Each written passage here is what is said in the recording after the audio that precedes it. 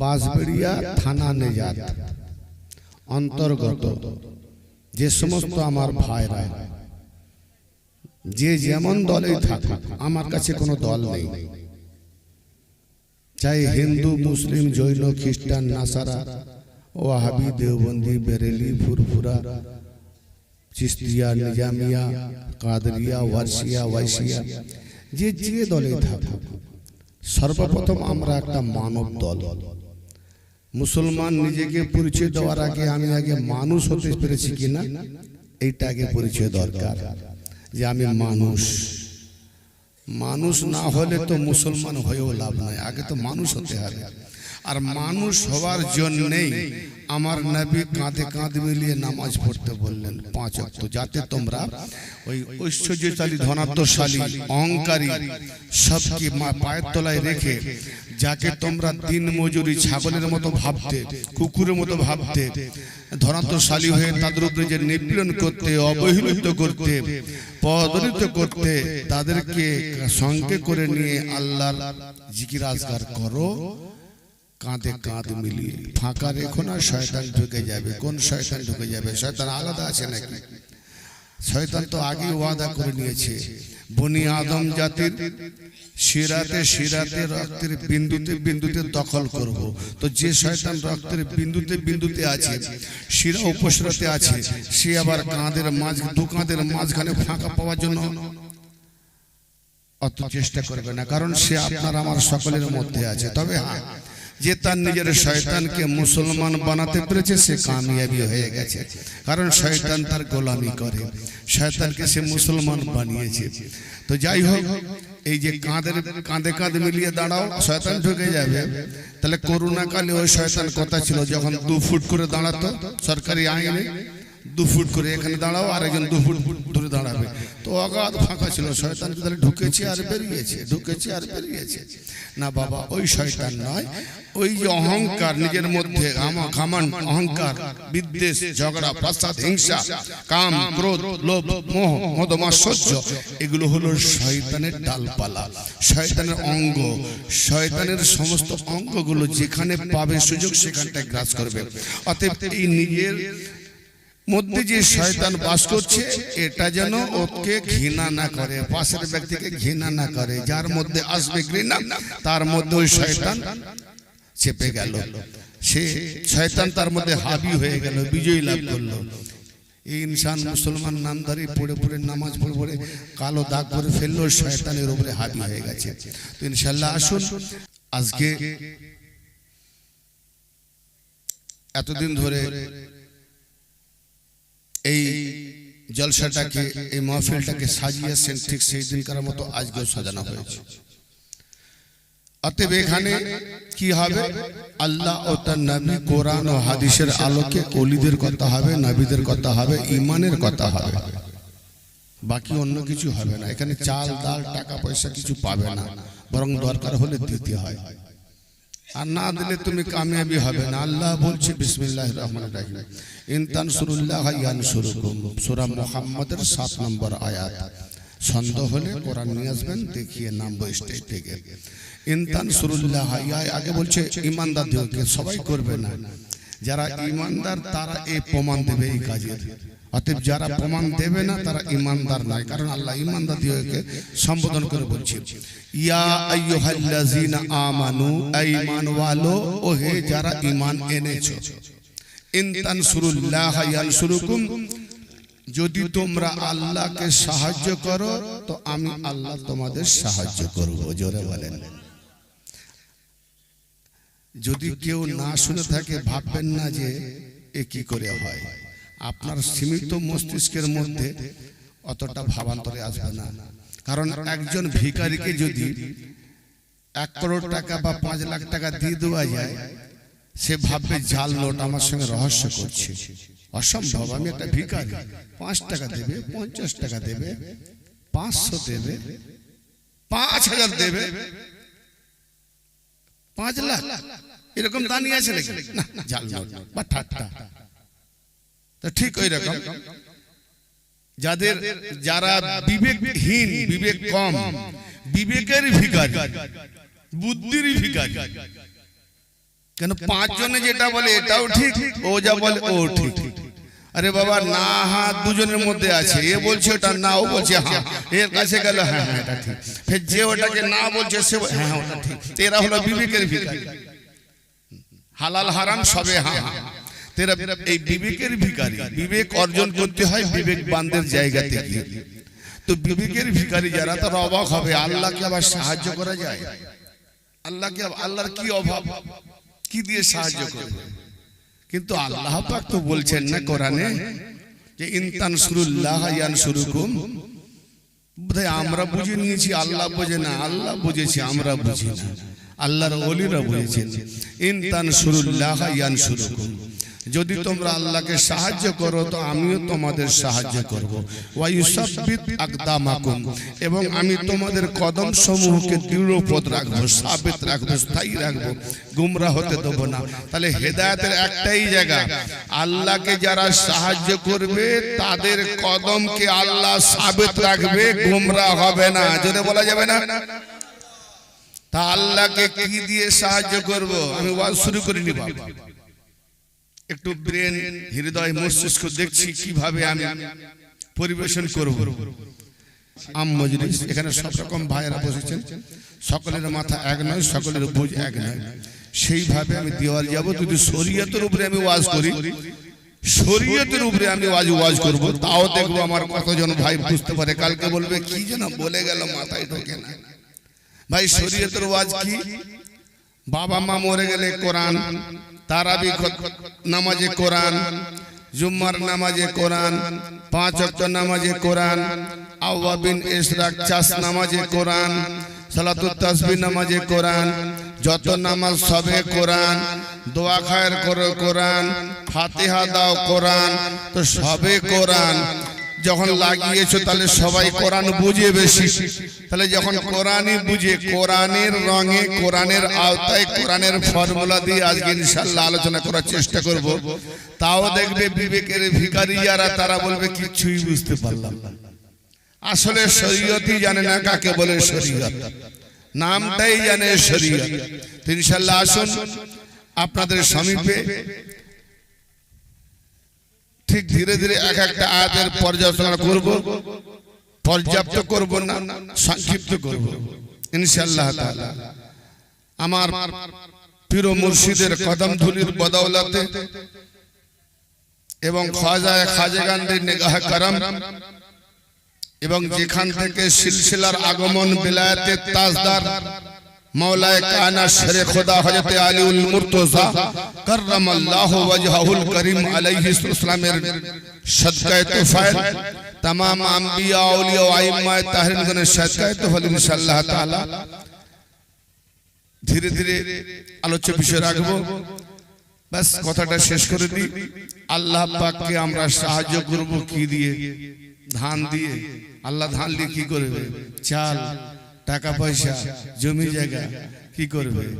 এই যে আমরা দেখি না রাস্তায় রোডে আসে না গাড়ি করে, টোটো করে, মাইক লাগিয়ে আল্লাহর ওয়াস্তে সাহায্য করো, আল্লাহর ঘর বানাবো, মসজিদ, মাদ্রাসা, এসব সাহায্য চাইতে আসে। তাহলে এইগুলো কি আল্লাহকে সাহায্য হবে? কোনটা সাহায্য হবে? এর উত্তর কোথায়? যে তোমরা যদি আল্লাহকে সাহায্য করো তা আমি আল্লাহ তোমাদের সাহায্য করব। শুধু সাহায্য নয়, তোমাদের কদমগুলোকে সাবিত রাখবো, স্থির রাখবো, দৃঢ় রাখবো, একটু হিলবে না, শয়তান হিলাতেই পারবে না। যাকে আল্লাহ মজবুত করে দেয়, শয়তানের 14 পুরুষও পারবে না তাকে হিলাতে। জোরে বলেন সুবহানাল্লাহ। তো এই সাহায্য যে আল্লাহকে করব, সেটার উত্তর কোথায়? কোরআন প্রশ্ন করলো, আর কোরআনই উত্তর দিচ্ছে বিসমিল্লাহির রহমানির রহিম। এটা আছে সূরা মুহাম্মাদের 7 নম্বর আয়াত, প্রশ্ন দাঁড়িয়ে গেছে। আর উত্তর পাওয়া যাচ্ছে কোথায়? সূরা সাফ 14 নম্বর আয়াতে, ইয়া আইয়ুহাল্লাযিনা আমানু কুনু আনসারাল্লাহ। ওহে যারা ঈমান এনেছো, তোমরা আল্লাহ পাকের সাহায্যকারী হয়ে যাও। সেখানে বলছে যদি সাহায্য করো, এখানে বলছে সাহায্যকারী হয়ে যাও। সেই একই প্রশ্ন, কেমন সাহায্যকারী হব? কামা ক্বালা ঈসা ইবনে মারইয়াম লিল হাওয়ারিয়িন মান আনসার ইলাল্লাহ ক্বালাল হাওয়ারিয়ুনা নাহনু আনসারুল্লাহ। ঈসা আল্লাহ পাক দিচ্ছেন উদাহরণ, যেভাবে ঈসা ইবনে মারইয়াম আমার নবীর পূর্বের নবী, যেভাবে ঈসা ইবনে মারইয়াম তার হাওয়ারি কওম উম্মত দিগকে বলেছিল, আল্লাহ বলছেন কি, এ হাওয়ারিরা আল্লাহর ওয়াস্তে তোমাদের মধ্যে কি কেউ আছে আমাকে সাহায্য করবে? আল্লাহর ওলিদের কাছে সাহায্য চাইলে কি ফতোয়া আসে? জোরে বলেন, শিরক। আর খুদ কোরআন দেখো, আল্লাহর নবী রুহুল্লাহ কালমাতুল্লাহ বাতুলের ছেলে, যার বিনা বাপে জন্ম, আয়াতুল্লাহ কিতাবুল্লাহ ঈসা রুহুল্লাহ, মশহুর নবী মশহুর রাসূল, তিনি বলছেন আজও কোরআনে কোট, এ আমার হাওয়ারি উম্মতেরা, তোমরা কে আছো আল্লাহর ওয়াস্তে আমাকে সাহায্য করবে? আল্লাহ ছাড়া গায়রুল্লাহর কাছে সাহায্য চাইলে যদি শিরক হয়ে থাকে, তাহলে শিরকের ফতোয়া কার উপরে পড়বে? ঈসা নবীর উপরে। তাহলে এই যে মোল্লারা ফতোয়া দিচ্ছে না জেনে না জেনে, আসলে কোরআনটাকে পিছনে ফেলেছে, বাপ মা মরে গেলে বকশে দেওয়ার জন্য ব্যবহার করে। বকশু মৌলবী, হ্যালো বকশু মৌলবী। তো ব্রাদারে মিল্লাত, কেন আল্লাহ পাক, আমরা তো ঈসা নবীকে ডাকি নাই, আমরা তো ঈসা নবীকে বলি নাই যে এসো, তার উম্মতরা তো ডাকে নাই। আল্লাহ পাঠিয়েছে সেই জামানার আল্লাহ পাক তার বান্দাদের হেদায়েতের জন্য। তো যাকে আল্লাহ পাঠায় সেই ঈসা নবী আল্লাহর কাছে সাহায্য না চেয়ে আল্লাহর বান্দাদের কাছে সাহায্য চাইছে কেন? তো আল্লাহর বান্দাদের কাছে নবী রাসূল সাহায্য চাইলে শিরক নয়, আর আল্লাহর ওলিদের কাছে আল্লাহর বান্দারা সাহায্য চাইলে শিরক হয় কি করে? জি, চিন্তার কথা নাই, ভাবার কথা নাই। বাবার একদম চুপ কেন? ভুলভাল বলছি নাকি? হ্যাঁ না বলে, অনেকে ভাবছে না তো ভুলভাল বলছি নাকি। আগে বলেছি, সূরার নাম বলে যাচ্ছি, আয়াত নাম্বার বলে দিয়ে যাচ্ছি। যদি কেউ ভুল ধরতে পারে স্টেজে আসবেন আজ থেকে। যদি কেউ ভুল দেখিয়ে দেয় যে হ্যাঁ ভুল বলেছেন, ওয়াজ করব না, শপথ গ্রহণ করে যাচ্ছি। যেখানে দেখবেন কলার ধরে নামিয়ে দেবেন। সোশ্যাল মিডিয়া তো সোশ্যাল মিডিয়া আছে, ভাইরাল হতে আর কমেন্টস করতে তোর অভাব নাই, সারা বাংলায় ছড়িয়ে যাবে। জীবনে হয়তো কোনোদিন শুনি না, তাকে নতুন লাগবে। তো ব্রাদারে মিল্লাত, হাওয়ারিদেরকে ঈসা রুহুল্লাহ বললেন, তো আমার উম্মতেরা তোমরা কে আছো আল্লাহর ওয়াস্তে আমাকে সাহায্য করবে? আপনার আমাদের বাড়িতে যদি কোনো ভিখারি আসে, ভিখারিরা কি বলে? আল্লাহর ওয়াস্তে সাহায্য করো, আল্লাহর ওয়াস্তে ভিক্ষা দাও, তাই না? হ্যাঁ না বলেন? তা আল্লাহর ওয়াস্তে ভিক্ষা দাও, সাহায্য করো। মেয়ের বিয়ে আছে, স্বামী অসুস্থ, একটু দেখে শুনে দাও আল্লাহর ওয়াস্তে। কে 10, 20, 50, 500 মেয়েটা বিধবা হয়ে যাবে, আল্লাহ তাকে বাঁচায়, পাঁচের দোয়ায় সাহায্যে, তো মেয়েটা সবাই চাইবে, কম বেশি যারা পুঞ্জুস কৃপণরা চাইবে না, কিন্তু প্রমাণ নিয়ে দেবেন, মুখে বললে দেবেন না। বিশ্বাস কি আছে এরকম ধমকি নিয়ে যাচ্ছে, প্রমাণ দিতে হবে। তো যখনই কেউ দেয় তখন আল্লাহর কাছে সে দোয়া করে। তো ঈসা নবী সাহায্য চাইলেন, তার উম্মতরা কি বলল? তার উম্মতরা বলল যে আমরা আল্লাহকে সাহায্য করলাম। ঈসা নবীর উম্মতরা, ঈসা নবী সাহায্য চাইছেন, বলছেন আল্লাহর ওয়াস্তে কে আছো আমাকে সাহায্য করো। আর ঈসা নবীর উম্মতরা বলছেন আমরা আল্লাহকে সাহায্য করলাম। সাহায্য চাইলেন কে? ঈসা নবী। আর যারা সাহায্য করলেন কাকে করলেন? কেন কোরআন বলছে ভাই, আমি তো বলি না, হ্যাঁ কোরআন বলছে। তো আমার কথা হলে ঘাট ধরে নামিয়ে দেবে যে তুমি গুমরাহ করছো। কোরআন তো আর গুমরাহ করে না জি, এগুলো চেপে রাখে, বলে না, লুকিয়ে রাখে, জানলেও এড়িয়ে যায়। আসলে এরকম কিছু চোখ আছে সত্য কথা এড়িয়ে যায়, এরকম কিছু কান আছে সত্য কথা না শুনে না শোনার ভান করে এড়িয়ে যায়, আর এরকম কিছু হৃদয় আছে তারা বুঝলেও বোঝার চেষ্টা করে না। ইনশাআল্লাহ আয়াতে আসবো। ইয়া আইয়ুহাল্লাযীনা আমানু কুনু আনসারাল্লাহ কামা ক্বালা ঈসা ইবনে মারইয়াম আল হাওয়ারিয়িনা মান আনসারি ইলাল্লাহ ক্বালাল হাওয়ারিয়ুনা নাহনু আনসারুল্লাহ। তখন হাওয়ারিগণ বলল, ঈসা নবীর উম্মতরা বলল যে আমরা আল্লাহর সাহায্যকারী হয়ে গেলাম। হায় হায় হায়, এ কি উত্তর হলো? ভিখারি বলল আল্লাহর ওয়াস্তে দাও, হ্যাঁ কিন্তু দিল কে? আল্লাহ না আল্লাহর বান্দা? ঈসা নবী বলছেন আল্লাহর ওয়াস্তে সাহায্য করো। সাহায্য করলো কে? আল্লাহ না আল্লাহর বান্দা? আল্লাহর বান্দা ঈসা নবীর উম্মত সাহায্য করে বলছে আমরা আল্লাহকে সাহায্য করলাম। তার মানে উম্মতে মুহাম্মাদি নামধারী হলেও আমাদের অত জ্ঞান নাই। নামে আমরা উম্মতে মুহাম্মাদি, ঈসা নবীর উম্মত হলেও অটুট জ্ঞান ছিল। আজও কোরআন কোট করছে, তারা জানে যে ঈসা নবীকে আল্লাহ পাঠিয়েছেন, অতএব যে ঈসা নবীকে সাহায্য করবে এটা আল্লাহকেই সাহায্য করা হলো। এজন্য তো আল্লাহ পাক বলছেন কোরআন পাকে, মাইয়ুতির রাসূল ফাকাদ আতা আল্লাহ। যে ব্যক্তি রাসূলের গোলামি করলো সে আল্লাহরই গোলামি করলো। তো ইনশাআল্লাহ আসুন আজকে আমরা যে বসে শুনছি, কি বলে রওনক, স্টেজ, মঞ্চ, মাইক, লাইট, তাবারুক, যাই কিছু করি না কেন, এগুলো যে আমরা খরচা করেছি, রাত জাগছি, সময় কাটাচ্ছি, কাকে সাহায্য করছি আমরা? সাহায্য না, এটা এগুলো সাহায্য না। তো এগুলো কাকে করছি আমরা সাহায্য? আল্লাহকে সাহায্য করছি। কারণ আল্লাহ পাক বলছেন যে তোমরা আমার জিকির করো, আমি তোমাদের জিকির করব। তো আল্লাহর জিকির কেমন? আল্লাহু আল্লাহু আল্লাহু আল্লাহু। আবার বাংলাদেশের মতো করবেন নাকি? আল্লাহু আল্লাহু এরকম জিকির করবেন।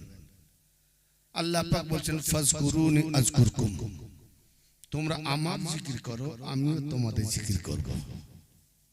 আশকুরুলি ওয়ালা তাকফুরুন, তোমরা নাশুকরি করো না এবং কুফরি করো না। তোমরা শুকরিয়া আদায় করো, কুফরি করো না। তো আজকে সেই শুকরিয়া আদায় করার জায়গায় বসেছি আমরা। আল্লাহ পাকের সাহায্য কেমন করে করব? আল্লাহ বলছে আমার জিকির করলে আমিও তোমাদের জিকির করব। তা আল্লাহ পাক এখানে তো আমাদের প্রশ্ন দাঁড়িয়ে যায়, বিভিন্ন ধরনের জিকির দেখি, কে আইসেন আইসেন, বসেন বসেন, ভাই বাংলাদেশের ভিডিওগুলো দেখবেন যেন কি খেলা চলছে। হ্যাঁ, কমর হিলিয়ে দাঁড়াম দাঁড়াম, কে পাখা ধরে নিচ্ছে, কে হুমিকে পড়ে যাচ্ছে, কে স্টেজে লাফ দিচ্ছে, যেন মনে হয় এরাই দেওয়ানা। হ্যাঁ, মজনু লাইলের জন্য তো দেওয়ানা হয়, কি আল্লাহ দেওয়ানা। আর আল্লাহ কি বলছেন? তোমরা আমার জিকির করলে আমি তোমাদের জিকির করব। তো আল্লাহ তোমার জিকির করব কি করে? উত্তর কোরআনে আছে, ওই সূরা 200 নম্বর আয়াত কি বলছে? ফাজকুরুল্লাহ কা যিকরিকুম আবাকুম, তোমরা আল্লাহর ওইভাবে জিকির করো যেভাবে তোমাদের বাপ দাদাদের জিকির করে থাকো। জোরে বলো। তো বাপ দাদাদের কেমন জিকির করি গো? তার মানে বাপ দাদাদের জিকির করাও ইবাদত। কোরআনে আসছে না? বাপ দাদাদের জিকির করা যদি কোরআনে আসে কি জি, তো মৌলা আলী আর ওলি আলী নবী গোসকুসদের জিকির নিচে হবে না উপরে হবে? কারণ নবী ওলি না হলে তো আমার বাপ দাদাও হতো না জি। তো বাপ দাদাদের যেমন জিকির করো সেইভাবে আল্লাহ জিকির করো। তাহলে আমরা যখন আল্লাহু আল্লাহু করি তাহলে আমরাও এরকম বলি আব্বা আব্বা আব্বা, এরকম জিকির করি নাকি? কারণ আল্লাহ বলছে যেভাবে বাপ দাদাদের জিকির করো। তাহলে এরা যে শিখেছে আল্লাহু আল্লাহু ইল্লাল্লাহ ইল্লাল্লাহ, তাহলে নিঃসন্দেহে বাপ দাদাদের ওইভাবে জিকির করে, তাই তো এরা শিখেছে এটা। কিন্তু দেখলো না উত্তরটা কি, আল্লাহ তোমার জিকির কেমন করে করব? আল্লাহ পাক পরিষ্কার জবাব দিচ্ছেন, বাপ দাদাদের যেভাবে জিকির করে থাকো। ভাই আমার বাপ দাদাদের জিকির আমরা কেমন করে করি? এভাবে জিকির করি তো, চা দোকানে বসে যে আমার বাপ বড় কৃপণ ছিল, আমার বাপ বড় ভয়াতুর ছিল, যোদ্ধা দেখলে দুশ্মন দেখলে ভয় পালিয়ে যেত, আমার বাপ মদ খেত। এভাবে কি জিকির করে? কি জিকির করবে? তো জিকির তো সেটাই হয়, জিকির হবে ফজিলতের, অর্থাৎ গুণাগুণের। গুণাগুণ যার ভালো। আরে আমার বাপ কেমন ছিল, আমার বাপের তুলনা দিস না। আমার বাপ বাহাদুর ছিল, আমার বাপ মুক্তিযোদ্ধা ছিল, আমার বাপ বড় জ্ঞানী ছিল, আমার বাপ এরকম 10টা মাস্টার বানিয়েছে, আমার বাপ 10টা ওলামা বানিয়েছে, আমার বাপ দান করত। এভাবে জিকির করে না? তাহলে বাপ দাদাদের ফজিলত ওইভাবে যত বাড়াই থাকে, গুণাবলী থাকে, সেগুলো যেমন আমরা দোকানে বা পাঁচের কাছে বলি দিলকে 5 হাত করে, ঠিক আল্লাহ বলছে যে আমার জিকিরটা সেইভাবে হবে। আমার নবীর আর ওলিদের শান শওকতের ফজিলতের কথা তোমরা যত বলবে ওটা আল্লাহর জিকির হবে। এই জন্য আল্লাহ জিকির, এখানে আমরা আল্লাহ সাহায্যকারী, অতএব ওলিদের সাহায্য করা মানে আল্লাহরই সাহায্য করছি।